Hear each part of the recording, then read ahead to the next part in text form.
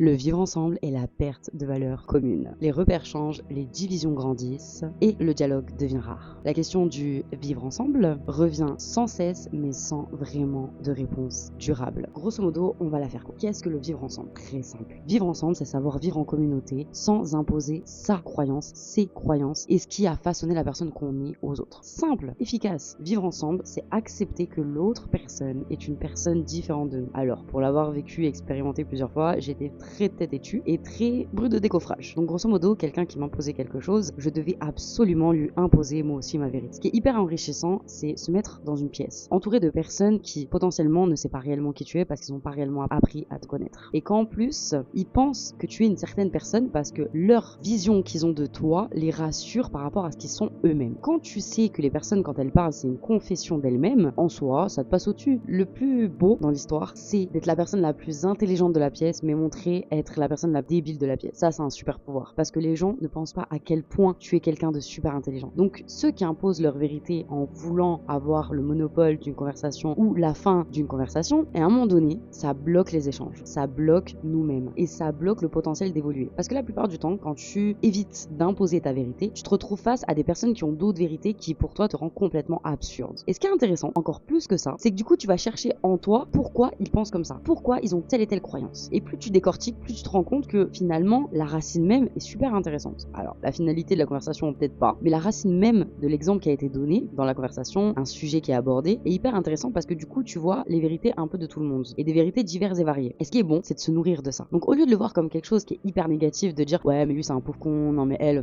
comprend rien à la vie, etc. Tu te poses 2 minutes, tu réfléchis et tu te dis finalement il y a quand même des trucs à tirer de ce qu'elle vient de dire. Et c'est ça qui est enrichissant. Parce que si on est tous positionnés sur nos positions, à dire je sais mieux que tout le monde, j'ai la vérité absolue, on se fourvoie et d'avance on sait qu'on a tort. Par contre, si on accepte la vérité des autres en se disant maintenant il va falloir que je cherche l'élément que je retiens là-dedans, qui va me servir maintenant ou par la suite, ou qui m'a servi dans le passé, et ben là il y a un truc qui change. C'est que du coup tu vis avec les autres sans vouloir attendre la bonne personne ou les bonnes personnes ou le bon entourage qui te correspond. Parce qu'il n'y a pas de bon ou mauvais entourage. Ça dépend de comment tu fonctionnes toi avec toi-même. Donc si tu veux que le changement extérieur commence, il faut que tu changes ton intérieur. Je sais pas si ça t'a parlé, je sais pas si t'es d'accord ou si au contraire ça t'a offusqué. Dis-moi toi en commentaire. Si tu veux en savoir plus sur ce que je propose, va voir le lien dans ma bio. Je te fais des bisous, je te dis à très vite et je te dis ciao.